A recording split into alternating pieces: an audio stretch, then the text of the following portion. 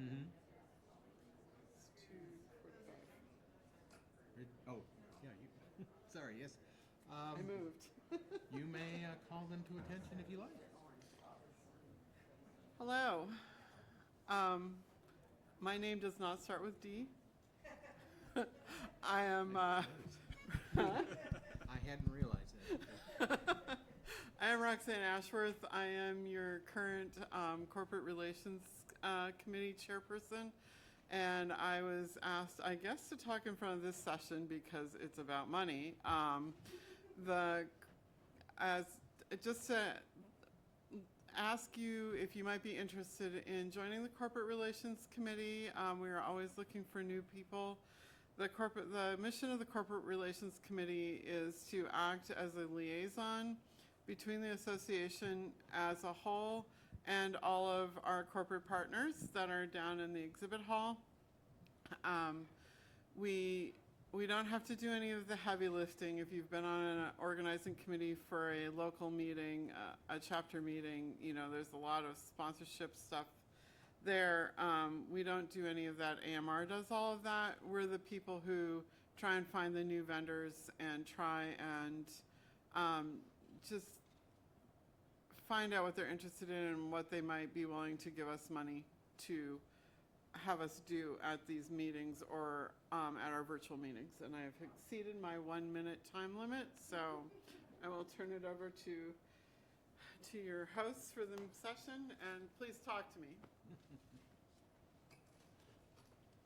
Microphone, I suppose. It's on.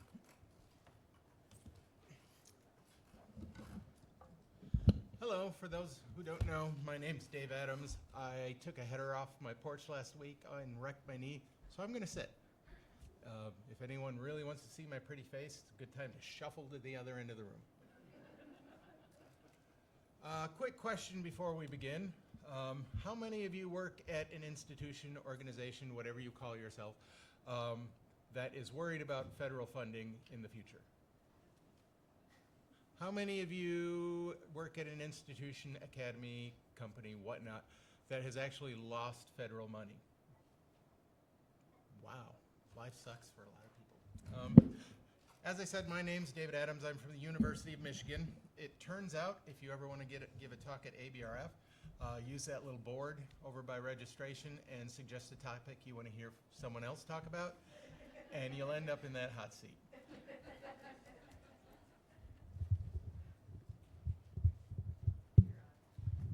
And I'm Daniel Vocelle. I'm currently a flow cytometry director at St. Jude Children's Research Hospital. And if you're friends with somebody that decides that they write on the board, you also get roped in. Welcome. So before we get in, let's talk about what this session is. As I was saying to Jessica earlier, before we started, I do not have a list of federal grants you should apply to. I do not have a list of charities that you should apply to.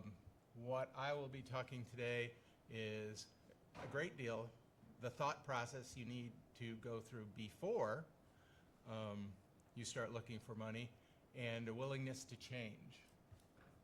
So I could blather on for an hour, but that would be semi-unproductive. What this is not, science is political. Spending money is political. Medicine is political. This room right here for the next 45 minutes or so is not political. If there are, I know people on both sides of the aisle, and afterwards we can sell tickets if anyone wants to throw rocks, beat on each other. That's fine. Today we're just gonna try and talk about what we can accomplish together, how we can work through an ever-changing landscape. I'm going to go back for a second here. Maybe. So this is a panel. This is not a talk. Panel has an interesting history as far as where the word comes from, originally starting with cloth and moving on to saddle blankets, and finally to a group of experts. I want to emphasize before we begin, we are not a group. We are a group of experts. Interrupt, ask questions, The best outcome for this talk is that I don't get to finish it because we're having such a lively conversation. Anyone here absolutely not going to ask a question or converse? Because you can stay on that side.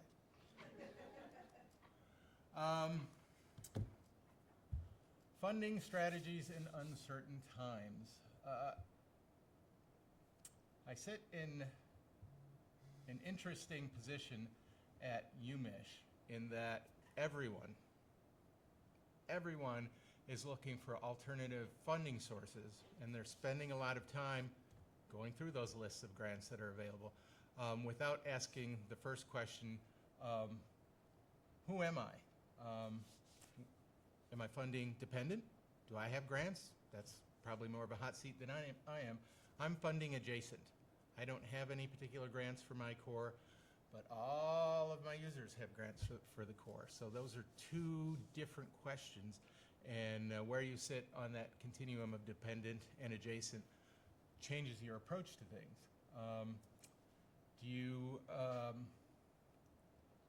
Are you familiar with external funding sources beyond the NIH? Do you receive internal funding? Where, basically, are you sitting? Where do you start your quest? Some fairly basic questions. And you have to have a willingness to change, because whatever's going on seems to change on a daily basis. Is going to force you in one way or another to change. We can't keep doing the same business we've been doing year after year after year after year. Did we get a portable microphone for people? So continuing with those questions, where does your money come from? I'm fully recharged, except I'm not. Our institution has a capital equipment committee that I can, walk in front of and say, I need this instrument. Here's why I need this instrument. Give me money. And most of the time, they cut me a check. Last year, when Fund from Above started, my capital equipment committee was frozen, and I still need to replace the instruments. I still need to find a way to expand my technological horizons, but I can't depend on that capital equipment committee. So that's where I sit. I'm in a public institute, University of Michigan. Turns out when you work for a public institute, people can just go to the library and look up all kinds of things about you. I did not know that. Another very important question is where your institute stands as far as the federal government. I use the phrase, have they kissed the ring? Sorry if that's an offensive statement. It's just what's been tossed around at UMich. Has your institution said, absolutely not, you're wrong, we're standing ground? Harvard, way to go. Has your institute gone the other way and said, yes, whatever, we're with you, administration? Or are you an institute where you're actually doing the same things you always have, but you have scrubbed every website, every grant, and removed the highly offensive words, woman, equity, that sort of thing. Knowing where your institution stands on these issues is going to change what you can possibly start to pull money from. What's your mission? We all work in cores or a core adjacent, some sort of shared resource facility. What actually is your mission? I used to be able to say, well, I run the flow core. We do flow. You can't, you need to be a bit more granular than that. But more important than what's your mission, what's standing in your way? Because that's where you need the money. Jump in anytime.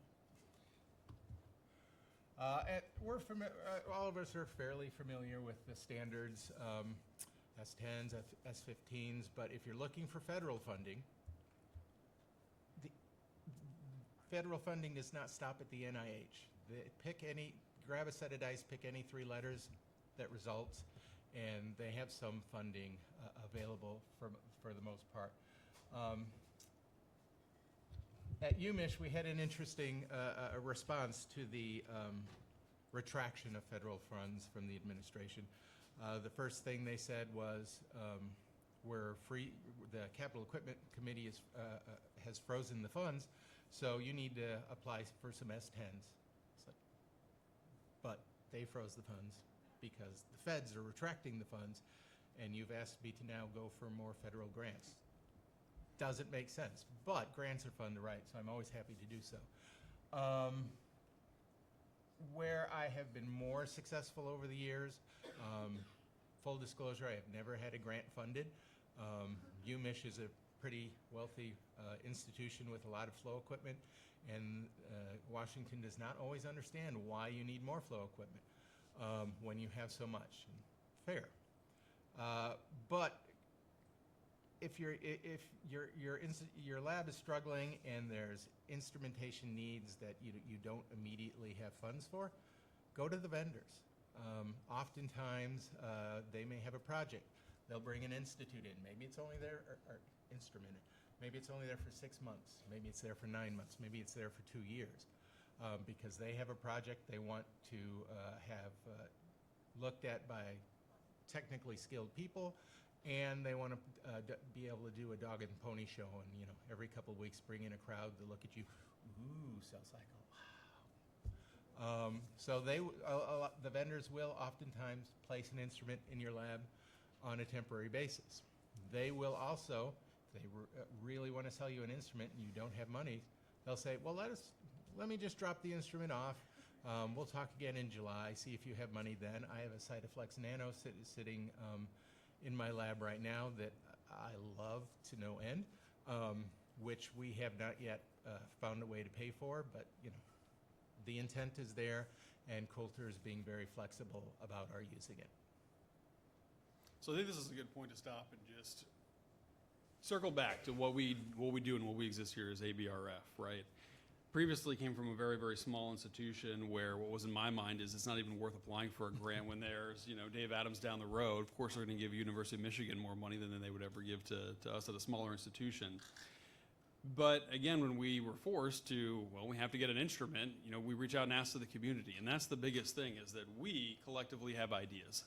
And when we are fundamentally at a point right now where it feels like we're lost alone, that there's not really a future forward, we can remind ourselves that we all have little areas of expertise that we can combine together to help each other out. Because if we're not helping each other out, we're not moving things forward. And just to prove that, who here has won a federal grant that wasn't an S10? There are hands up. What were the grants? R03.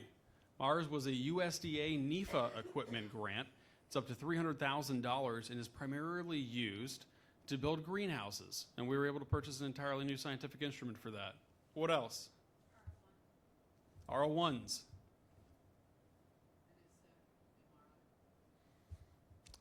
I really wish we had a microphone I could toss, but I don't trust my arm for that.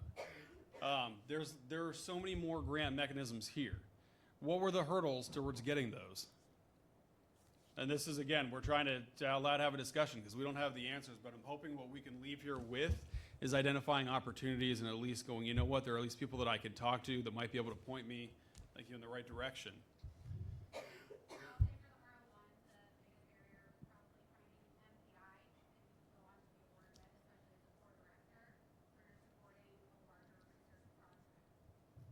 There are mics on the sides. I know it's not the easiest format. It's often we come in and we request then, a round table area, and they go, well, clearly you meant that you wanted an auditorium setting. I feel like this is almost the norm at this point. So in all fairness, it all stand up too, so we're dealing with the same. It's time to get creative, right? Especially if you have an R01 coming in, are you having these conversations with the department chairs? Who do you have that's coming in? What other funds exist? It's easier to take $30,000 and again, to work with a company, to work with an incoming PI that has startup funds and to turn that into something bigger. And whatever hurdle that you think that exists in implementing that, reach out. Ask your fellow colleagues who have been through this, who can offer wisdom and guidance. At least for me, a lot of the times, simply just knowing that I had support was enough confidence to move forward on things. And commercial partnerships, does that sound impossible as well? Because I promise you that it's not.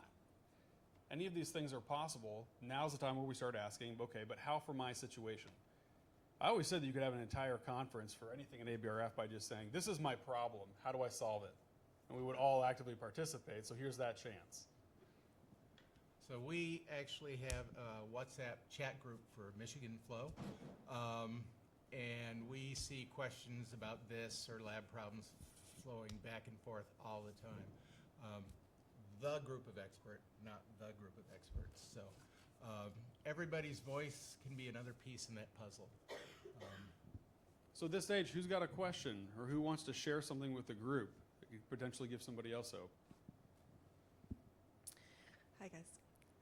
I also am right down the street from Dave, and I will argue that I don't get the commercial entities coming to offer me instruments in my lab all the time like he does. If you ask, you shall receive. But what we have done, so I have a cancer, I'm at Wayne State in Detroit. We are also part of a cancer center. And so we have been fortunate in recruitment conversations. So specifically at the cancer center level, because they have more money generally. And so when people are coming in from the cancer center side, they have always insisted capital equipment went into the cores. And what I have done is when we had previously, when we were trying to buy our IVUS, we had already said, we're getting an IVUS, we're going to get money for it. I run a big core of lots of things. We had a faculty candidate come through, and he's like, well, I really need this piece to the IVUS. And we said, well, why don't you tell them in your negotiation that you need that extra add-on? And so we were able to convince them to give us the IVUS with the CT. So we got the Spectrum CT, which was more advanced than what we were trying to get. And the faculty candidate didn't actually come. We got the instrument. So I had somebody in the lab, some faculty coming through that they were recruiting really heavily, and they do a little bit of flow. And I'm like, I really need a new sorter, so tell them you need a 5-laser Aurora CS, or that you need an S8. Like, tell them you need this so that we can help leverage that for the core. I also have another job now, so I also direct all the cores at the university. And so our VP of research has now, because of some of this, we have a new policy. I won't say he dictated. We have a new policy that any recruitment packages that include capital equipment must be vetted and approved for inclusion in cores. And so it comes to me. I get to make that decision now. So I think it is helpful for me as the administrative side of things. I am asking my core directors, what are your capital equipment needs for the next couple of years? What are your 2 to 3 to 5 year plans? So that when those requests come in, I can make a preliminary, assessment that, hey, this fits, or hey, we already have this, and maybe you need to talk to the core director, so that when I do go talk to that core director, I have a better understanding of how it will fit into their core. And if you could come to UMich and present to our medical school how you got them to say all purchases must be vetted through the core first. All the VPs. Ah. We have a new VP. He's an outsider. The faculty hate him. I love it. Send him my way, please. Much more strategic and focused on the benefit of all than the benefit of 1 or 2 superstars. Hi, my name's George Grills. I'm at the Sylvester Comprehensive Cancer Center at the University of Miami. We also have multi-year, 3-year business plans, sliding 3 years for all the cores. As part of that, we do not only operational budgets, but capital budgets. And this way, on an annual basis, we can look at, also ask the cores to prioritize their requests. And this way we can see, in terms of the top requests for each core, then the institution can prioritize those. So that's a good way to go. I also want to mention that going to commercial companies can be successful. When I was at Harvard and established a mass spec core, we got 7 mass specs for free. And the reason, the way we got it, is because we were going to do things with them that nobody else could do. And we had a population that we're going to do it with that nobody else had access to. So it's not easy. It depends on your environment. but you can leverage your environment to help bring in the infrastructure. And finally, I'll say additional areas besides the ones that were mentioned. I've also had the NSF MRI, which can be very successful if it's not for a medical school-based core. But in addition, there is state-based funding. The state of Florida, we got a SciTOF instrument for our from their shared instrumentation grant program, and we have the only SciTOF in the state of Florida.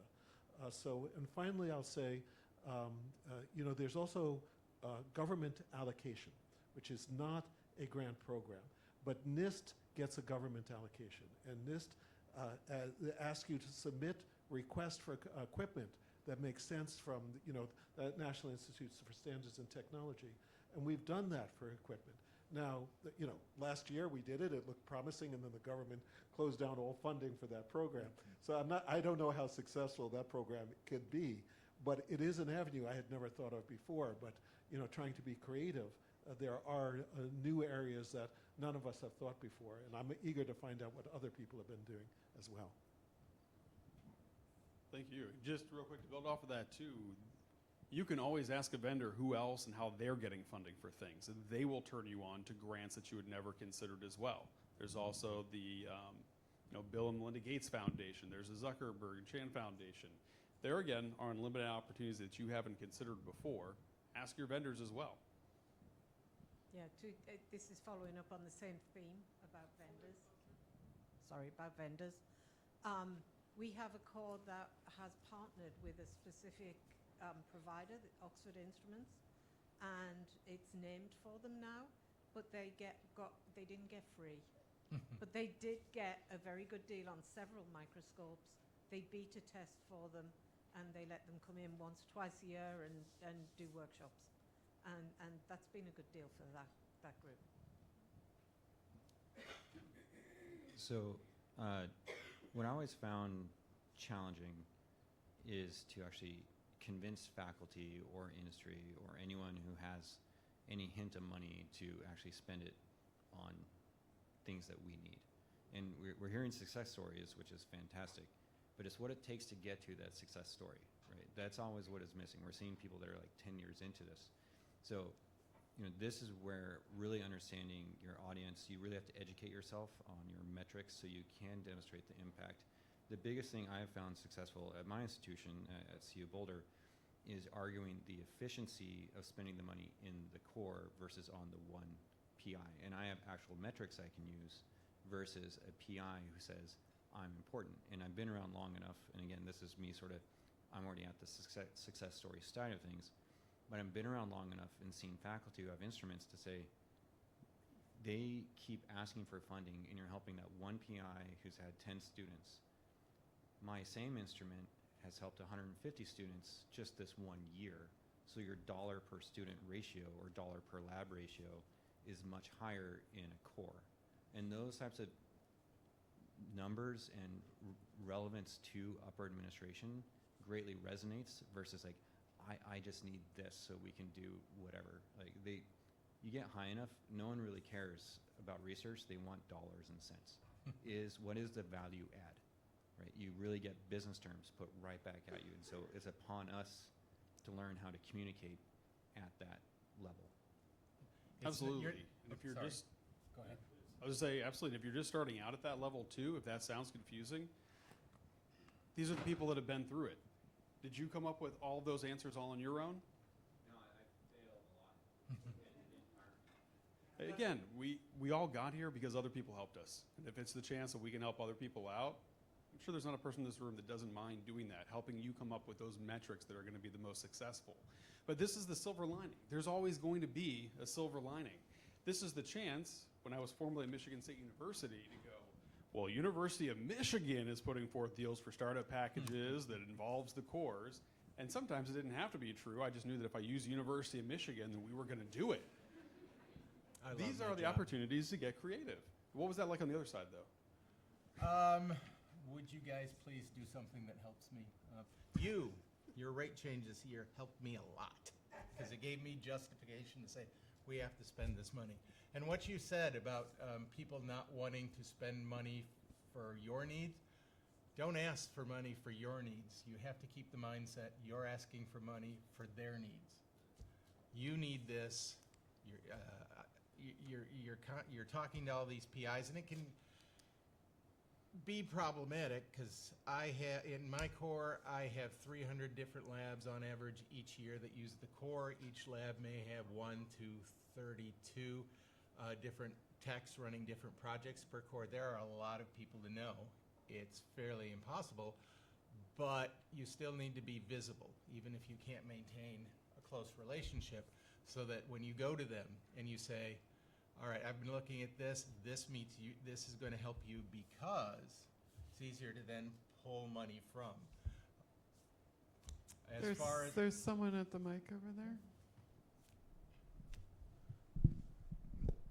So I'm a younger core director, and I'm just starting out, and so I'm kind of the person you guys are talking about.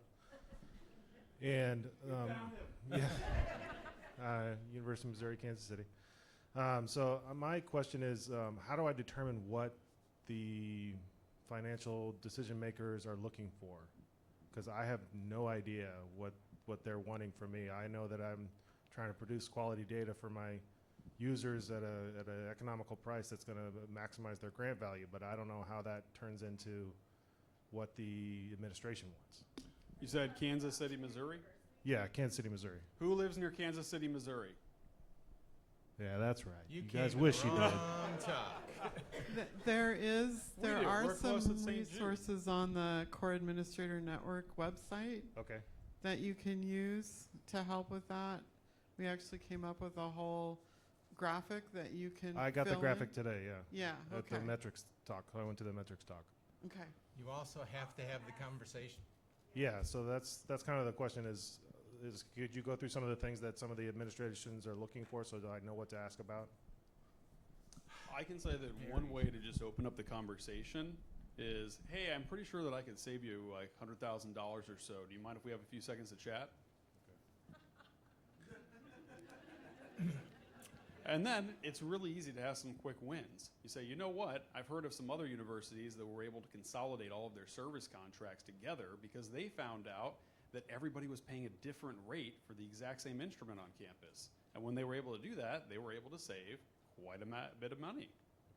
And- So now, again, put it in their mind that you are somebody that is trying to save the university money and not somebody that's asking for a handout and for more capital equipment. Great, thank you. Sorry, you've talked enough. So I would say another thing to think of is to put it in terms of meeting the strategic goals of the institution. Because you don't even have to talk to the financial people about that. You can talk to the people they're reporting to, the senior leadership of the institution. And that's their most important thing. They want to meet their strategic goals. And if you put it that if you get this, you can help meet the strategic goals, that is a very convincing argument to put forward. So, I strongly think it's worthwhile coming up to steam on the strategic goals, because not everybody is actually put into the loop, not even faculty sometimes, but it's worth finding it out and putting it in those terms. And when you ask those questions of your financial people, your PIs, whatnot, start it out with making sure they understand you respect their time, and you're coming to them at first to find out what their priorities are. So when you make requests to expand services because of research needs, you want to give them the most efficient response possible. I don't want to monopolize the conversation, and I absolutely don't have the answer to everything, so please, I have a lot more fails than wins. One of the things that I was able to do to kind of answer this question, it was not directly a piece of equipment that I needed in my core to gather scientific data. So we have this habit of when labs close or centers close that had bought an instrument that is now collecting dust, which happens a lot. For some reason, I end up with it. My core has benefited, I guess, for some of those instruments. And so we've been able to leverage, we have this new piece of equipment that's cool, but if we were investing $35,000 in an upgrade, it would be way better for our users. So, we've been able to do that. So we got a Perkin-Elmer Vector Polaris. It was fine. It was old. It hadn't been used in many years. But I was able to convince the institution that at the low cost of $35,000, you can now upgrade the hardware and the software of this to make it much more user-friendly. Now we have an Akoya Pheno imager. That's a much better instrument.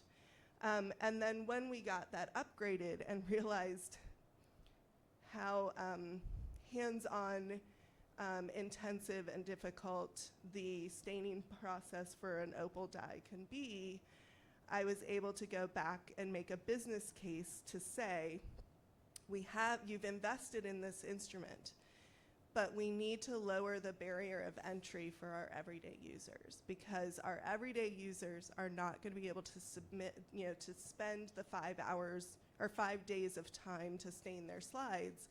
But if you buy me a $100,000 auto stainer, that I can now have my core do the staining, and that has the capability to do all these other things that other cores could use, now we've lowered the barrier of entry and more people are able to use it.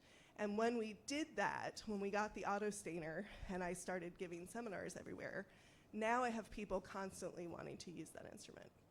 And so sometimes it was, so what I have been, my successes have been based on kind of that business case of, it's a small investment for a big payoff, and it'll lower the barrier of entry for usage, and more people will get publications. Now, the failures have been that we have lots of small centers that keep buying instruments that should be in a large university core.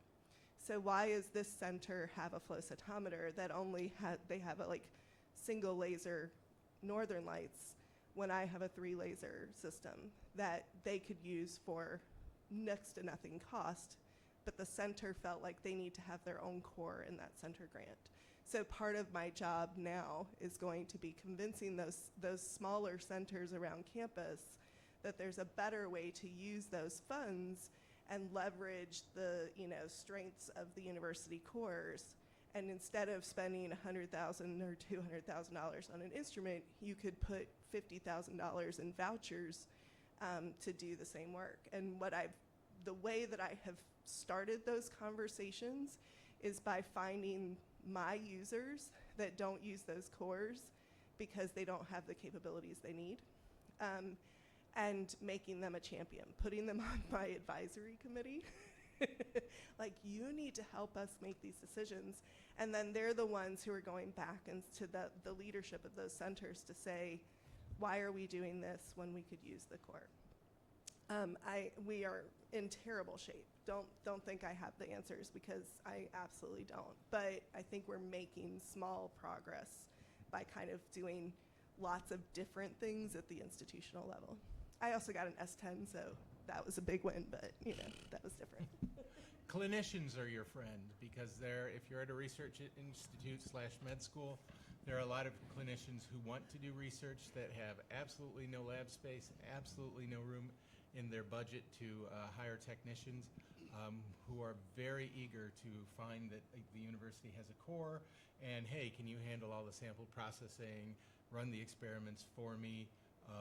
You think clinician, they're just going to hand off to the clinical analysis lab. They're dying to, depending on the institute, they're dying to do research, and they can be some of your best friends, because they may not have money in their budget, but they have pull with people that you do not.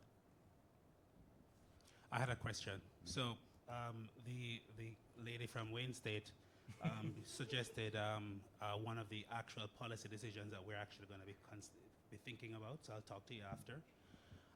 But the other one that we're thinking through as a part of what I'm calling my Stop the Bleed campaign is having a closer relationship between our research infrastructure office and our pre-award team. Now, my job, I don't sit in a core. I am Assistant Vice President for Operations, so I am the administrator. That's the problem. So just so everyone knows. But I think that there is an opportunity for a closer relationship between pre-award functions and research infrastructure so that, like the example this gentleman shared around having cores be purchased that go into a centralized core, I think is a way. Do any of you or anyone in the room have any options or any examples, I should say rather, where they're aligning those policy considerations so that there is more leveraging of existing opportunities for how we are looking and leveraging existing funding strategies? Sort of. Sort of. The administration at UMich is actually incredibly open and willing to listen and work. Things often move because of the size of the institution, however, at a semi-glacial pace. But for the longest time running my core, my view was, I'm running my core. This is what I'm supposed to take care of. And that view does not actually work. Yes, we're taking care of this, and we have people for that. But if you aren't leveraging the administration and any relationships you can build, you're losing efficiency, you're losing time, you're losing money. So, job is bi-directional now, which is not as much fun, but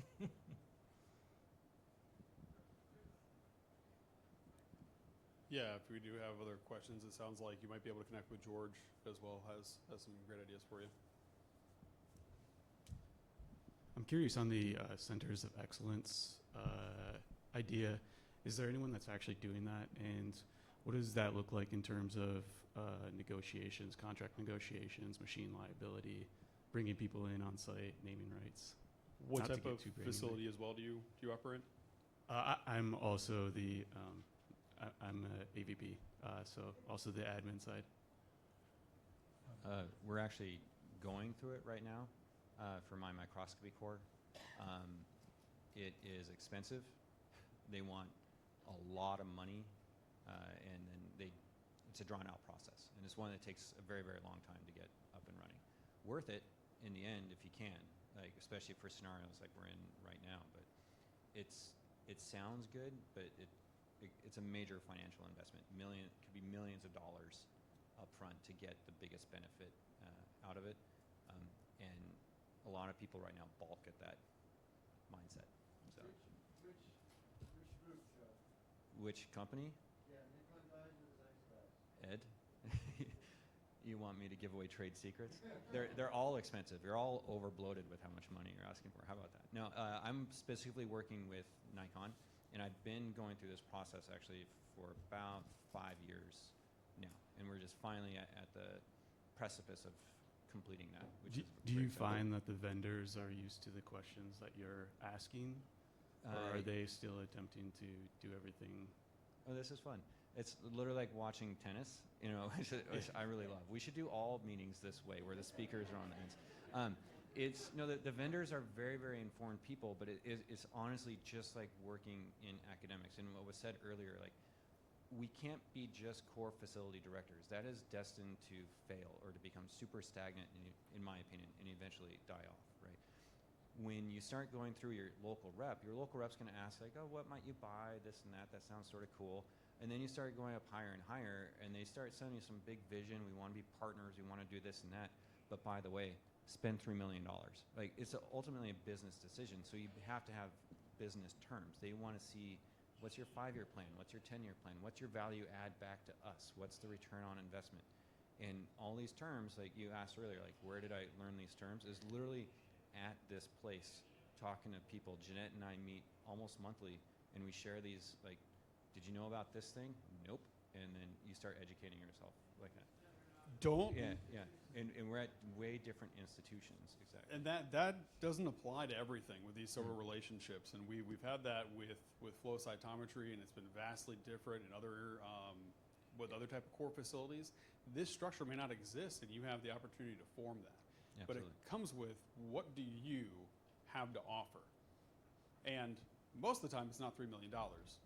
But you still have things, even if you are in a small institution. And that comes from understanding the business side, I believe, from these commercial partnerships, because they are also often running in shoestring budgets. They don't have big R&D teams in-house. There are things that they need that you might be uniquely positioned to provide. They have entire QC teams, right, that need to be able to say, on this instrument, if I run this 100 times, how often does it work? How often does that, fail? Well, if you have a little bit of flexibility in some unique samples, you have a unique opportunity to get an instrument in your facility for at least 90 days, right, with the Sunshine Act, to be able to run those things. But you can often turn that and leverage that into grant level data. You can form these partnerships to say, we want to be here to help you beta test new software, because that's something that I'm really passionate about and can help you to identify new things. I have new assays. If you're a vendor and you have Dave at the University of Michigan who goes, well, can it actually run these cells and not kill them all? And I've got those cells. They've got to buy them from ATCC. The amount of money that it costs, again, for a vendor or industry to buy that compared to what it takes for an academic institution. And say, if you can drop off your new fancy toy for a month, I can get you all kinds of data that you can go share and prove to Dave that it ends up working. You're only limited, again, by what you can really think of. And again, ask, reach out, present your individual situation. And there's going to be here that can provide insights. But bring your lawyers, because for centers of excellence, our microscopy core is a Nikon Center of Excellence. And a very good chunk of that time was spent, these are Nikon's terms, nope, nope, nope, nope, nope. And UMich has a large field of lawyers willing to work out those deals. So it's like, we want to work with you, but we can't agree to only have Nikon equipment. That's not going to work for us. You have to go in forewarned and well-armed. Like, you made my point. It's not a two-person conversation. Like, it's anytime they walk in and they're like, hey, it's not you and the company. It's you and the company, and there's a dozen other people that need to come to the table. Not saying it's right or wrong, but don't think like when they approach you, let's be a center of excellence, that you two are having a good conversation. Like, the institution is big. The easiest way to get started with that, set up quarterly meetings with your vendors. Show them that you can already provide valuable feedback that isn't complaining, but you're already somebody that's looking for partnerships. Getting your foot in the door that way, again, makes it much easier for them when they end up needing something or somebody to run or pilot an experiment. They know that they're going to get good, valuable data from you.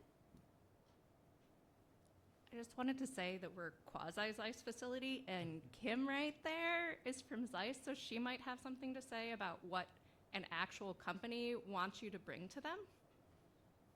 Am I Kim, how much putting you does too it much in cost the for a spot? center of excellence? Millions of dollars might be realistic. So hi, thank you for letting me sit in. So hopefully I do have an interesting perspective here, because I am head of customer experience for Zeiss in North America, and I actually am in charge of revamping our strategic partnership program. So a couple thoughts would be, Zeiss doesn't necessarily have a traditional center of excellence.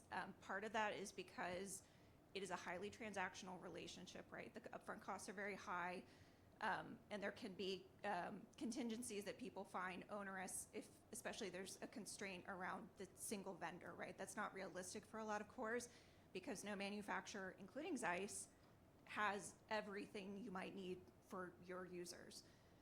When you are going around exploring partnerships, having a really great definition of your mission and what you can offer is valuable. The point about access to unique samples, methods, workflows is critical, because what a lot of companies cannot do in-house without an academic partner is generate that really stunning marketing material or white paper or use case that's going to have a lot of impact. And so if you have access to really willing partners, and that can be the critical part where there's a misalignment of needs, because the timelines that companies want to work on are frequently faster than is comfortable for many academic partners. So having a really close conversation at the beginning, especially if you're going to go in on a marketing angle and really structure the partnership around scientific goals, having an understanding of that timeline and when a company is going to want deliverables is, I think, really critical, because that can be one of the biggest sources of friction and unhappiness. I had a conversation recently with someone who has a Leica Center for Excellence, and that was the single source point that they kept running into, and it caused a lot of mutual unhappiness. But that being said, there are creative ways to do things. One thing from Heather's core, I know Doug Richardson has been very vocal about leasing as an underexplored option too for a lot of cores. Now, there are reasons a lot of state legislatures will not let their public institutes lease. This is an interesting moment though because of the changing landscape to maybe see if there's an advocate you can find to reapproach that. Leasing is a really powerful strategy. I think it's underutilized.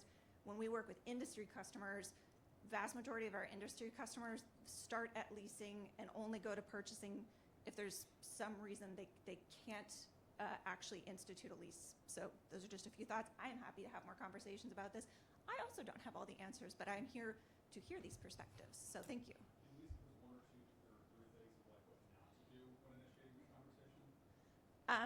If you're going into a conversation about partnerships, going in and immediately coming to try and get it to a discount is, I think, one of the things that is least helpful for both sides, right? It starts the whole conversation negotiation off frequently in a kind of adversarial place. We know you want the absolute best price. We are completely cognizant and aware of that, and the goal is not to try and get people to pay these punishingly high fees, but there is commercial realities that we have to deal with, and that's where coming in with a business mindset is really critical, right? And then in terms of conversations, again, understanding that there are gonna probably be give and take negotiation, right? There are gonna have to be mutual deliverables, and being willing. And one thing, I've gone into one conversation where someone came in with an entire sheet of all the things they could possibly think of that they could bring to a partnership, like a menu, right? And that really helps then craft a custom, conversation and offer that was comfortable for everyone, right? It wasn't just take it this way or I won't do it. It was like, here's the whole constellation of opportunities we have and we can pick together. Is that useful? And vendors aren't your Fantastic. friend. That doesn't make them a bad guy. Person like It's very important to maintain these relationships so they know what goes on in your core. They know what kind of data you produce, who you're working with, and by having that relationship, when it comes time to make a big ask, they will already have some idea of how it can benefit them. So, Yes, to add to the point about the partnership, at Rice University we have developed a package of type of partnership. So one thing we are not talking about is we have users. These users are a resource for the vendors. Why? Students will become the PIs or the scientists of tomorrow, and when they learn on one instrument, they stick to the instruments usually. So that's one of the resources I have been leveraging with some vendors because they are interested to have more users and or future people will purchase instruments from them. So this has been something we have been developing. The other thing is workforce development. So we can become easily a training center. As a university, we are open to the public. So this is something also vendors are interested, not just for students, but also for users. Someone mentioned about not everyone has a big R&D platform. So the idea is to open the university and to have all of the users in the area coming together and talk about what future development, what software improvements they would like to see. So the vendor, instead of having 100 people speaking with them, they will have just a small group, and at the end of the meetings, they will have a plan of actions they can really take care. That has been successful in our case. The vendors, I agree, where we have been successful is not coming with, I want a discount. It was more, oh, this is our ecosystem. Rice University has announced a few institutes, like the Rice Water Institute and the Rice Advanced Material Institute. And when we talk with the vendors, we also talk about this ecosystem. The Water Institute is designed for technological research on water, on different aspects, including policy. So we try to bring that to them and say, okay, does that mean in future? Maybe not now. I don't have the money or the interest right now, but what projects you have that can be interesting for water research? And so we can work together to imagine what could be the instrument we are missing at the university, and we could implement in a short or long term, depending the price, of course, of the instruments. So this was just some inputs on that. Another aspect is recently we are doing also a proposal all of this information, use them. Use the vendor relationship, use the workshop you're doing, the user information you have for your NSF or GOG, GOE proposal, because in fact, we are also academic. We are here to train people and to teach to people. So this has been also useful for funding new instruments or new platforms. The other one that Kimberly really briefly touched that I'm not sure we picked up on was leasing options. Has anybody ever even considered those as leasing options?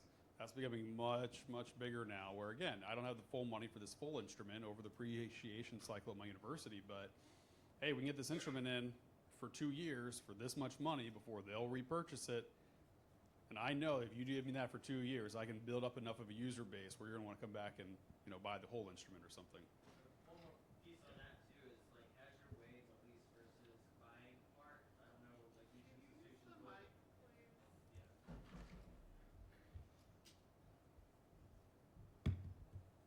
On the lease versus institution, or the lease versus the purchase, you know, depending on your institution and depending on your rates and how if you're recovering depreciation to buy new equipment or something like that, like weigh all that. But we've had a couple, of course, here in the last 2 to 3 years that have now switched to the leasing option because we just know that our rates weren't going to bear the depreciation anyways, and lease was the way to go to like keep the science moving as we figure out next steps. Has anyone really figured out a good mechanism to deal with cores that have been kind of bundled together? For example, at Mayo Rochester, like some of the cores are being bundled together, like light microscopy and flow cytometry in this case. Okay, good to hear. So there are opinions on this. Good. Okay.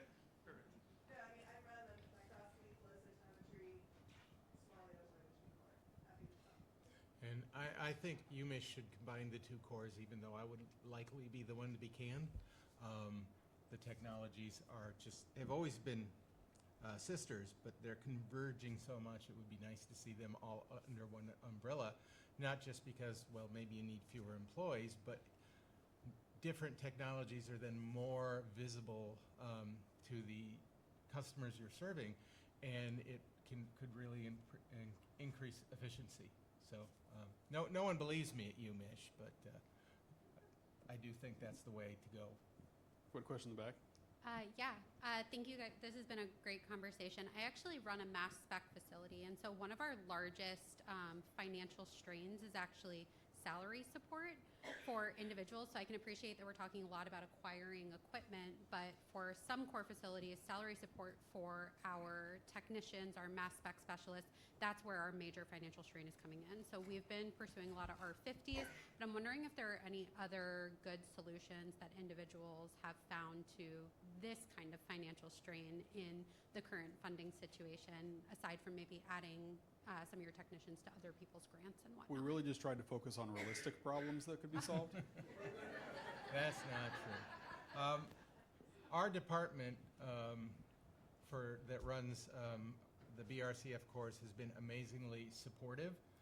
When we run into budget shortfalls, they oftentimes have money available specifically to support staff. Not always. My core tends to run an incredible deficit. They really should replace the director. But those conversations, first ask the department. If they don't have anything, go up the next step, med school. Hey, I'm giving you this. We're going to see a fall off. If we can't, is there a way we could step off of this 100% recharge recovery model? Takes time. So at my institution, we have not succeeded at all. But where I've started to change the framing of the conversation, it's like I'll have someone from the budgeting office say, you need to cost recover better, especially for your salary. And then I'll ask them, well, how much did you cost recover last year? And they say, 0. Well, it's like, well, I did $1, so I did infinitely better than you. So, it sounds silly, it really is, but it changes, like, you know, you can also say things, and I did do this one time and hung up on the person. I actually said, I'm literally offended that I have to justify my job to you. Like, why? Who are you justifying your job to? Like, who's your expense? And this is, you know, some of the things I've been wanting to say. Like, you have to understand where you lie. Like, you should know how many, tens to hundreds or, of millions of dollars in research grants you are supporting, right? Because this one person is not necessarily doing that, yet I can demonstrate that. And it really has changed the tone, at least of how the core staff are discussed about at my institution. And when there's shortages, there seem to be more people willing to, like, right, let's think of a creative solution in this one case. But I'm really trying to change it so that all of our core staff are seen just as valuable as the Office of Contracts and Grants and the Budget and Fiscal Planning Office and all these other offices that are 9 to 5 and go home, right?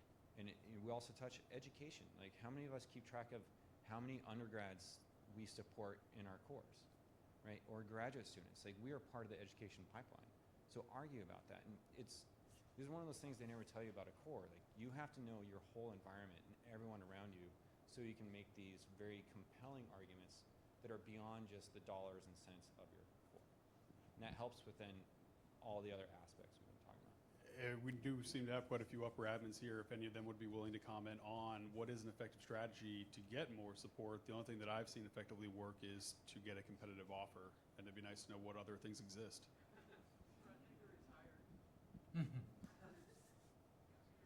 Hi, I run a very people-oriented core, service-oriented, not equipment-based, and I've had a couple of ideas of how to help support my staff. One of them is we have cores that are nearby, and we try to cost share our support, our staff. So the flow core may take 25% of one of my staff. The problem is I lose that person 25%. So that means I can do 25% less work.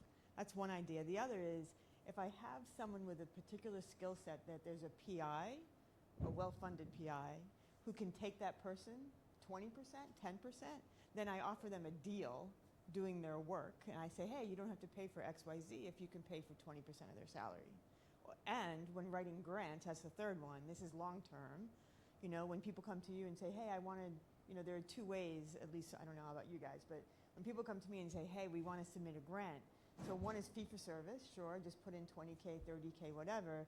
The other way is more like a modular budget where I can say, hey, can you fund 15% of my most expensive tech, right?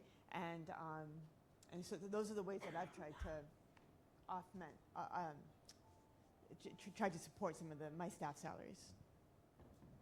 Can I just say that I love you guys, that we're already just chipping in and trying to help each other out. Things are probably going to get tougher out there. Just don't forget this feeling. Don't forget that there are so many people in this room, in this country, that want to help you all succeed. So, is this on? Hi. So, one of the things I want to just point out is the word lease means different things to different people. And sometimes when you say lease, the assumption is you mean you're going to pay one chunk per year for 5 years and then you're going to own it. And other times the word lease means, like with a car, you're going to pay, basically a long-term rental and you get no equity. So just be careful that the person you're talking to and you have the same definition of the word lease if you're talking about leasing, and you'll save yourself a lot of stress.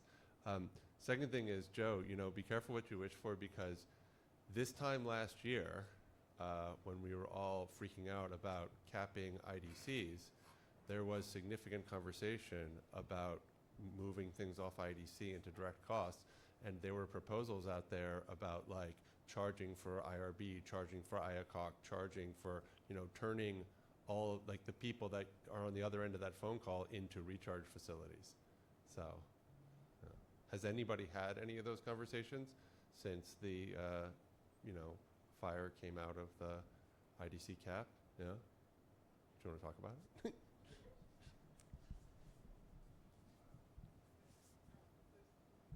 So, regarding staff, right? When it comes to using people's grant money to offset my cost, I find that lots of times the whole process is so bureaucratic that to make that happen, I have to have 10 people in a pipeline from administration to do a thing, and then I finally get some money. And it never seems worthwhile, so I try to roll in more of my staffing costs into my chargebacks. That way, I know I'm going to get that money. If we've done the work, we're going to get the money. So. But your statement about sharing a staff member, We've done that at UMich. Epigenomics this year needed staff that they couldn't hire. They were very far behind. And it gave me the opportunity to have my people cross-train there and exchange. They're going to cross-train people in my lab.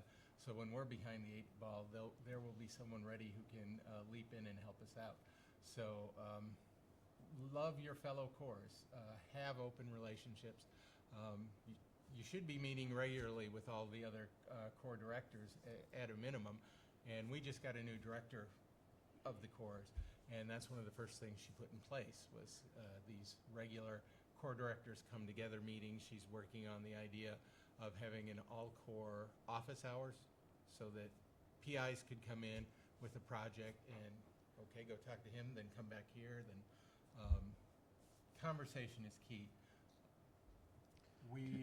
I just wanted to make a comment on the leasing. The other thing you need to be careful of when you do a lease is make sure it spells out what happens to the instrument after your lease is done, because we had an instrument where it took us almost 2 years to dispose of the instrument because the company didn't want it back, and the leasing company said we couldn't dispose of it, and it just sat there.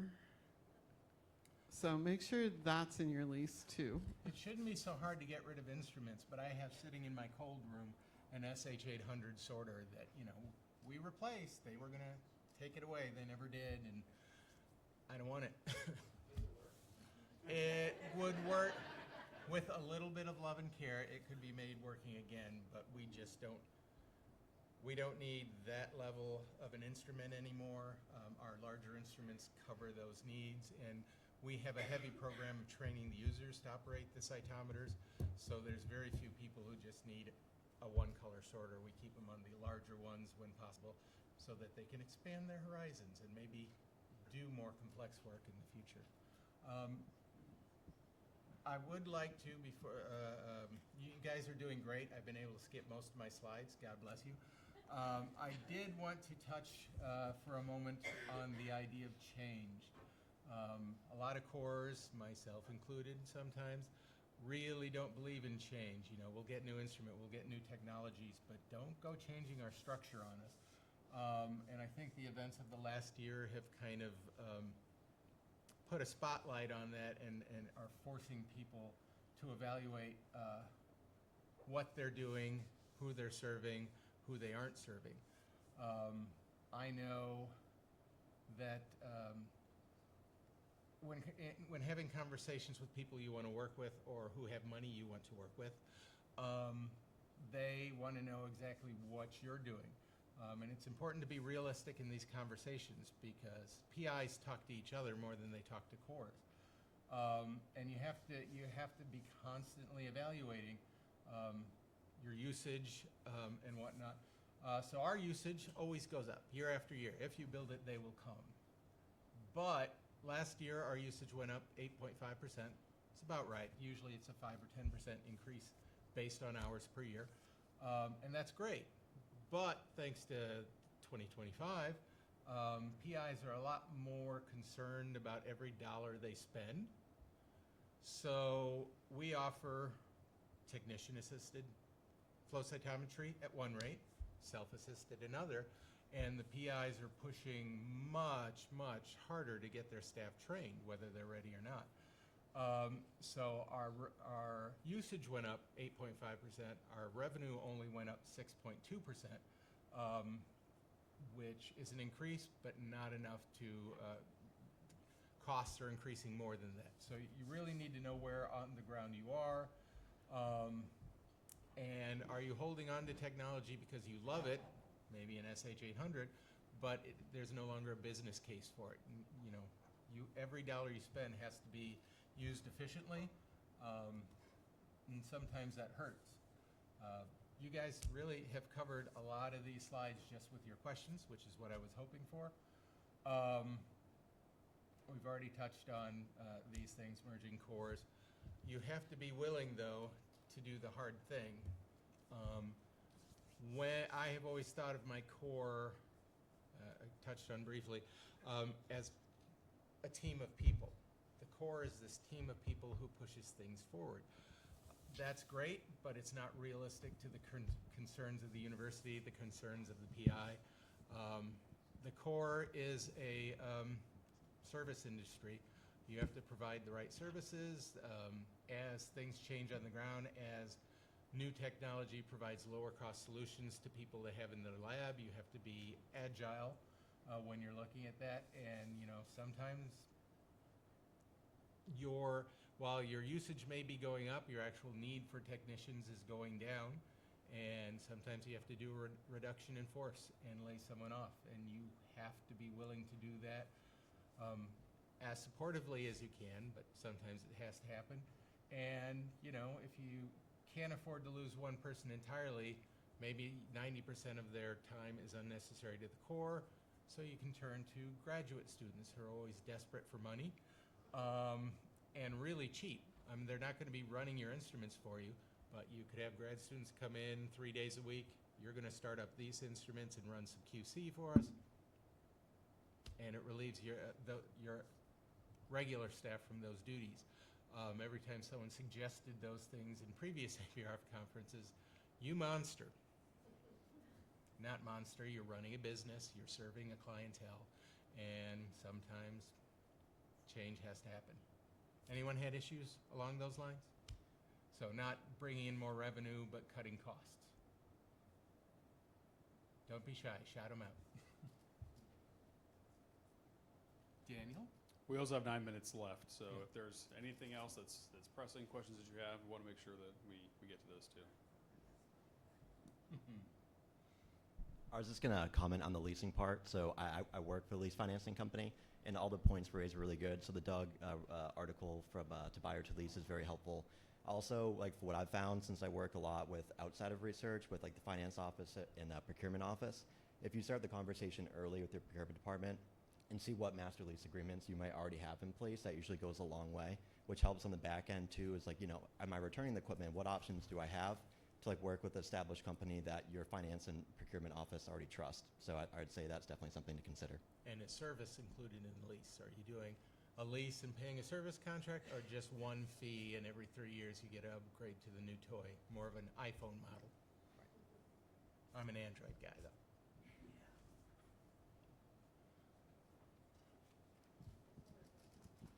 So I have a quick comment and a quick question. The comment is that another area that you can possibly get funding for new equipment is to get your development office involved. Having donors walk through and seeing the toys that their money would actually buy, as I found to be fairly powerful. And if you're a medical school and you can associate it with a disease as well, that is a very good way to help solicit funding. And if you could tell them their name will go on the core, that's even another one. And I know some people that do it. The question I have is, knowing that we have some AVPs in the audience, is really the opportunity to ask them, what are they looking for in terms of when a core comes to them and says, we really need something? What is it that, similar to what we were asking a vendor, what is it that they're looking for, and what don't they want to see?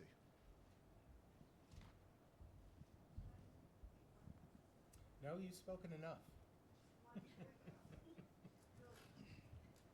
I would say when you go to the leadership and you're asking for funding, keep in mind the budget timeline. Because mid-year, when the budget has already been established and we don't have any money set aside for this, you're not going to get it. But if we are, right now, we're in the budget discussions, which ours is 3 to 6% cut.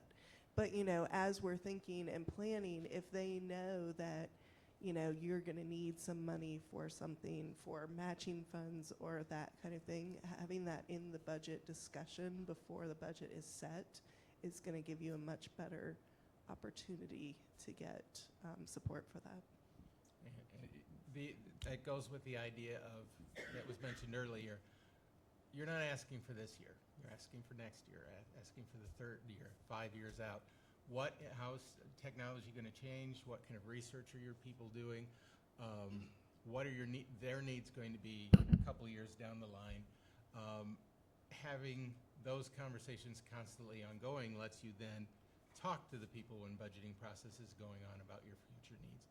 And we have to project to the department 5 years out, what are you likely going to need? I don't know, it's not invented yet, but from the best information I have, this is what we're looking at. Always, the most important part of this equation, advocate for yourself. And that means doing good work, that means having good relationships with your customers, your leadership, your vendors. If you have those and you still need change, for God's sakes, be visible. Publication equals visible. Giving talks, even if it's the same talk over and over to 1,000 group, means being visible, making your resource known. And if you have passion, for the love of God, run for office. Start at the school board if you have to, mayor, city council, state senator, governor, Washington. We need our voices to be part of the group that's making those decisions. If you don't know where to start with that, 5 Calls app is a very useful thing. It'll tell you every day who you should call after you enter in some information. And sometimes those calls get listened to, and sometimes it's just the mass of calls coming in saying the same thing that is listened to. Last one. I can say just in terms of what groups are looking for, we get really excited with any cross-institutional work. So the more that you can loop in other schools, departments, and buy-in from those groups, excitement from those groups, that goes a really far way in terms of getting excitement at that next level as well. And then when you do that, right, having some background data with the instrumentation that you already have or have access to, and really making the point that look at all these amazing things that we're doing with this technology that we have. The only thing that's limiting us is those other parameters, those other lasers, that other technology, the other chemistry. Once we have that, we already have the pipeline in place, and we'll be able to push this program, to the next level. All right. Thank you all so much for coming and participating and jumping in with us today.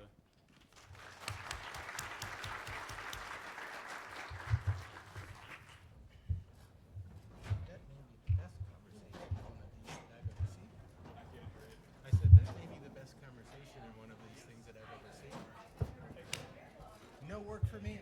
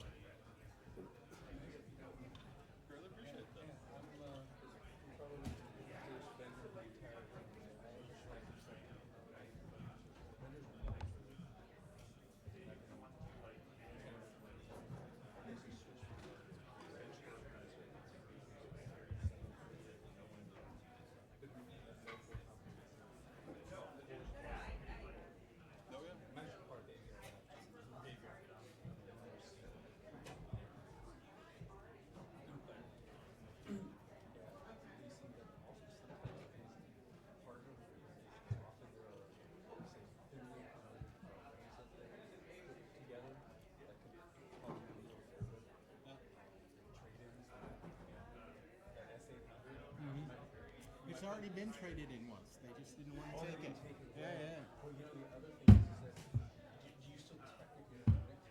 Yes. So the other thing too is you might want to make some resell somebody might be happy about it, but they should take it away. Yeah, that's why I haven't pushed it off the dock yet. Yeah, you might be able to something to get.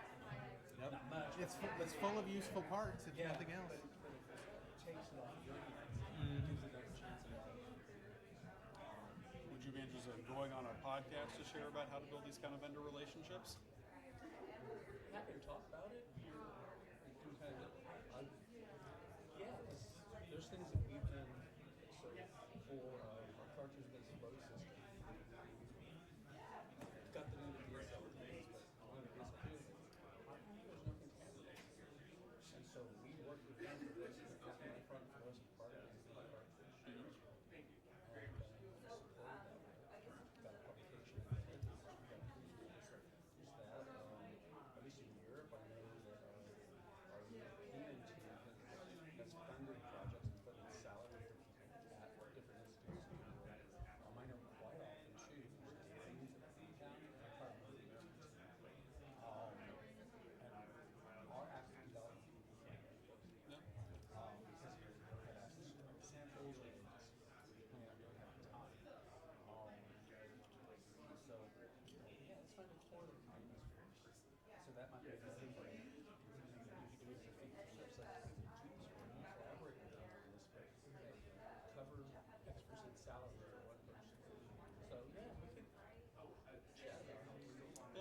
there's a flow cytometry podcast that we participate in a lot, and it's to get this kind of information, you know, out to people. So if you're clear to doing that, we've been doing a few other people on because. We have a Flow Action Award program right now. Yep. Somebody has a current grant.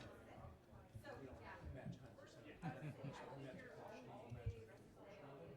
We definitely have trade programs for multiple products. You know what you guys should have, though? A large particle cartridge for your Tido. A large cell cartridge. Yes. We've all used it. have We're joking. Yeah. We're just releasing a large one that could do like hepatocytes, adipocytes. See, those are the two things I absolutely want to do. We actually have one that is just launched. You need to modify your software to use it. That's fine. This is something I've asked every military person. It's like, when are we getting it? It's been under development, so it was talked about, I think, a site well over a year ago. And then R&D kept pushing the timeline out, and then it was supposed to roll out this past summer. And I think just now, so we've had people who had used it in late beta. So there's some data on it. Yeah, to the best of my knowledge, it's launched, but if you want to come by Crystal Montoya, a short little woman who was in front of the Tido, she would know exactly. I'm sure she would be happy to talk to her. We made it in exchange for data. She would give you a couple of it. You also need a Tido cartridge without the filtering. Without the filter? Without the filters. Especially when we're doing nuclei.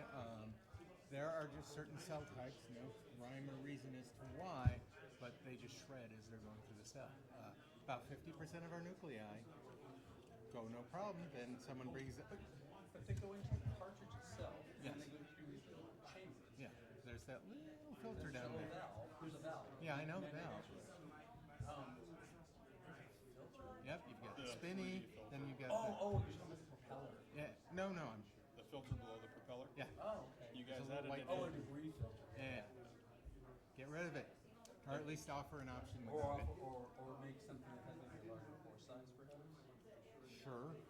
I mean, that's one of the things we're also going to do with a large cell Yeah. cartridge if we can get our hands on one. Yeah, I'm sure.